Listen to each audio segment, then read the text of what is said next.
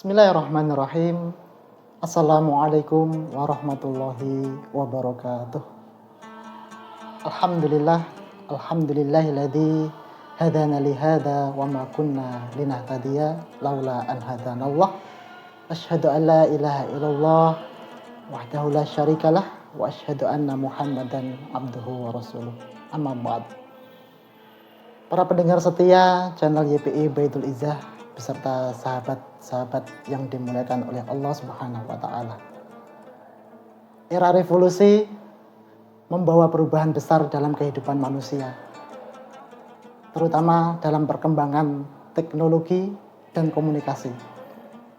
Yang termasuk di dalamnya adalah media sosial dan internet. Kita mengetahui bahwasanya era revolusi yang dimulai pada abad 18 sampai pada saat ini membawa perubahan yang sangat signifikan dan menuntut manusia untuk beradaptasi dengan cepat terhadap perkembangan yang ada di sekitar kita. Pada saat ini, media sosial berkembang dengan cepat. Ada survei dari APJII atau Asosiasi Penyelenggara Jasa Internet Indonesia, bahwasanya ada sekitar 221 juta populasi manusia di Indonesia sudah menggunakan internet. Itu sebanding dengan 74,5% total populasi yang ada di Indonesia. Para pendengar yang dimuliakan oleh Allah Subhanahu wa taala. Ada dampak positif dan negatifnya terhadap perkembangan teknologi di masa ini.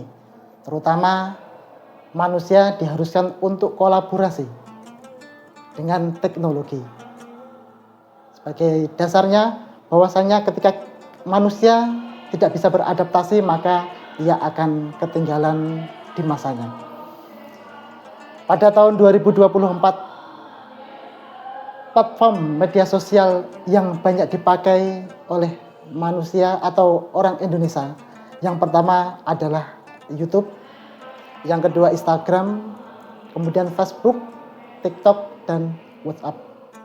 Maka dari itu, kita sebagai manusia yang bermoral, yang beretika dan beradab, wajib untuk memberikan batasan terhadap perkembangan-perkembangan yang ada di sekitar kita. Karena di satu sisi ada dampak positif, pasti di satu sisinya ada efek negatif pula. Yang paling besar terjadi adalah hoax. Maka dalam kesempatan ini saya akan memberikan tips dalam bermedia sosial yang insya Allah kita kenal dengan metode pintar bermedia sosial. Yang pertama, P, pandai mengatur waktu. Pendengar yang berbahagia, Allah Subhanahu wa taala berfirman di dalam Quran surat Al-Asr 1-3. Bismillahirrahmanirrahim. Wal 'ashr innal insana lafi khusr illa alladziina amanu wa 'amilus sholihati wa tawashaw bil haqqi wa tawashaw bis sabr. Yang artinya, demi masa sesungguhnya manusia itu benar-benar berada dalam kerugian, kecuali orang-orang yang beriman dan mengerjakan kebajikan serta saling menasihati dalam kebenaran dan kesabaran.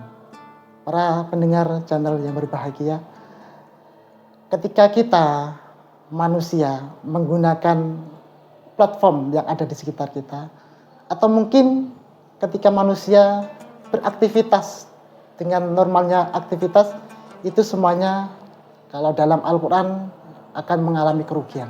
Kecuali ketika aktivitas manusia itu diniatkan untuk menasihati dalam hal kebenaran dan kebajikan. Maka yang pertama ini, kita sebagai makhluk atau manusia yang beragama Islam tentu harus bisa memaksimalkan waktu kita yang ada 24 jam ini. Bagaimana kita bisa membagi dengan sempurna kapan harus menggunakan media sosial, kapan kita harus beraktivitas yang lainnya. Jangan sampai jadwal kita tidur malam misalnya, kita gunakan untuk scroll atau mungkin aktivitas yang berkaitan dengan media sosial yang tidak ada manfaatnya.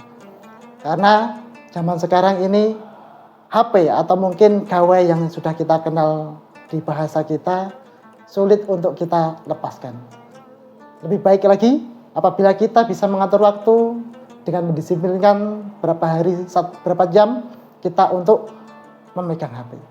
Karena dalam penelitian disebutkan bahwasanya rata-rata manusia di Indonesia memakai medsos kurang lebih 1 hari 3 jam 15 menit.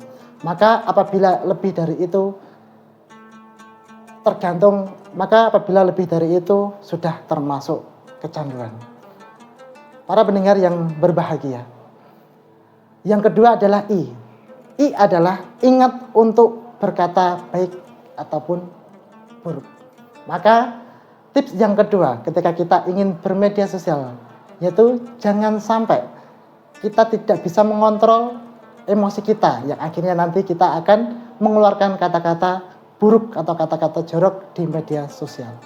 Karena Rasulullah bersabda, "Man kana yu'minu billahi wal yaumil akhir faqul khairan aw liyasmut." Barang siapa yang beriman pada Allah dan hari akhir, maka berkatalah benar atau diam. Pendengar yang berbahagia, maka kita sebagai manusia yang beragama layak untuk mengontrol apa yang ingin kita keluarkan ketika sedang berada di dunia maya. Karena tidak sedikit juga ketika kita membaca komen-komen yang ada di media sosial, di situ banyak ujaran-ujaran kebencian. Akhirnya karena ada sifat fanatisme terhadap satu golongan atau mungkin orang-orang yang sefrekuensi, maka ia saling melengkapi komenan-komenan tersebut. Yang pada akhirnya kita dibenturkan oleh hal-hal yang belum tentu pasti kebenarannya. Maka apabila kita tidak bisa untuk mengontrol kata-kata baik kita, lebih baik diam. Pendengar yang berbahagia, yang ketiga adalah N. N ini kepanjangan dari niatkan karena Allah Subhanahu wa Ta'ala. Kita pernah atau mungkin sering membaca di Quran surat Al-An'am ayat 162 yang berbunyi, "Qul inna sholati wa nusuki wa mahyaya wa mamati lillahi rabbil alamin." Artinya, katakanlah sesungguhnya sholatku, ibadahku, hidupku dan matiku untuk Allah Subhanahu wa Ta'ala, Tuhan seluruh alam. Para pendengar yang berbahagia, apakah kita sudah meniatkan dulu ketika kita membeli gawai atau mungkin ketika kita menginstal platform yang lainnya untuk semata-mata karena Allah? Apakah konten-konten kita yang kita share, konten-konten kita yang ada di dalam medsos kita itu semuanya berlandaskan karena Allah? Mari kita bermuhasabah pada diri kita masing-masing.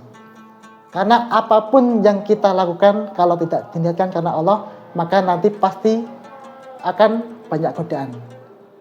Dan untuk membatasi itu, maka di awal kita harus bisa menguatkan azam atau niat kita sebelum menggunakan aktivitas media sosial yang ada di sekitar kita.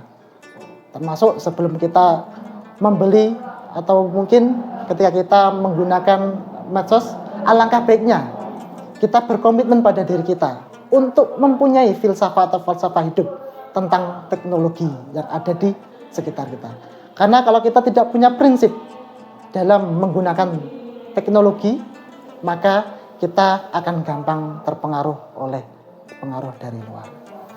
Pendengar yang berbahagia, adapun yang keempat, yaitu huruf T, adalah tabayun terhadap informasi.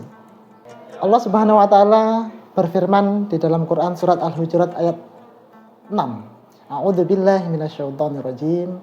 Ya ayyuhalladzina amanu in ja'akum fasikum binaba'in fatabayyanu an tusibu qauman bijahalatin fatusbihu ala ma fa'altum nadimin. Artinya, wahai orang-orang yang beriman, jika seorang fasik datang kepadamu membawa suatu berita, maka telitilah agar kamu tidak menimpakan suatu musibah kepada suatu kaum tanpa mengetahui keadaannya atau kebenarannya, yang menyebabkan kamu menyesal atas perbuatanmu itu.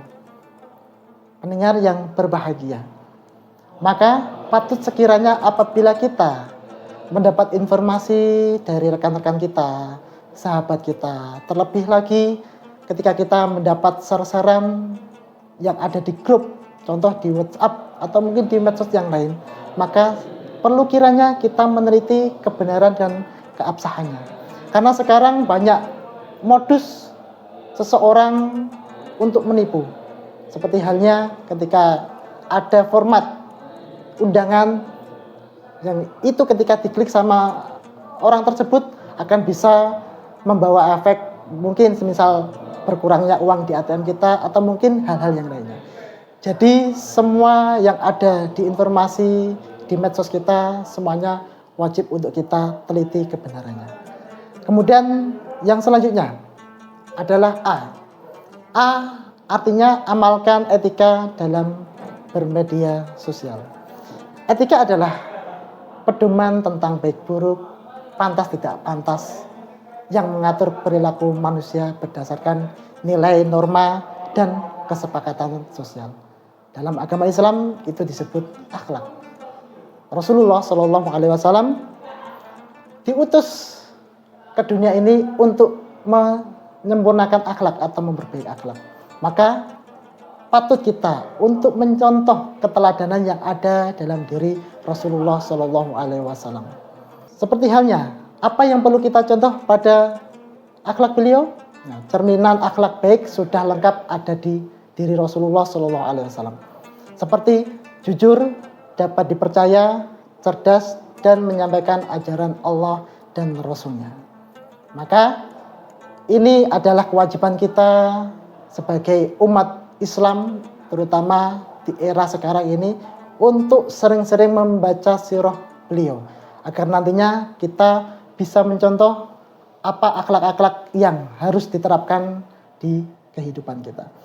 Kemudian yang terakhir adalah huruf R. Maksudnya adalah ramah dan santun dalam berinteraksi.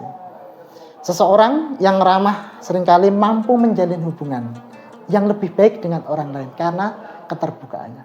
Seorang psikolog yang bernama Arbet Mahrodian mendefinisikan bahwa komunikasi itu ada 3. Yang pertama adalah nada suara, kemudian yang kedua adalah kata-kata, yang ketiga adalah bahasa tubuh.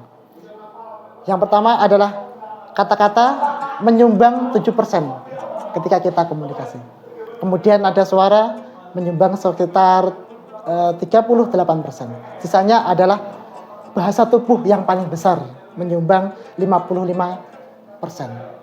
Maka di dalam bermedia sosial, kita sering komen-komen di grup atau mungkin komentar. Layaknya kita menggunakan emoticon misalnya, atau mungkin komenan-komenan yang baik.